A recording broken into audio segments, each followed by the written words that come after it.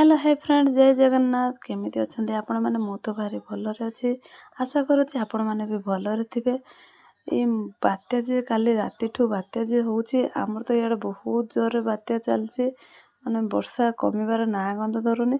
आपनकर सेडे केमिति बात्या रो प्रभाव पड़छि निश्चित कमेंट करके जणाबे। आ मो वीडियोटी जदि आपण मानको भलो लागे निश्चित सब्सक्राइब कर देबे।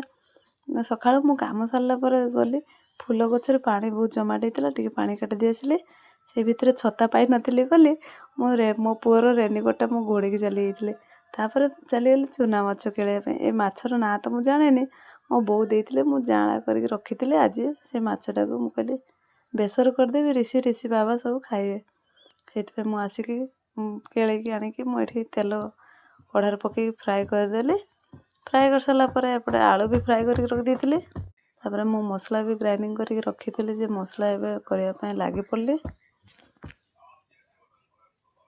सरिष चारमगज देके मु बेसर बनैली एपट टमाटर ढाळे पकेगी ऋषि बाबा आंबलो खाइबेनी खट्टा खाइबेनी सेति पे मु टमाटर दे कर देली रेडी हो गला मोर बेसर।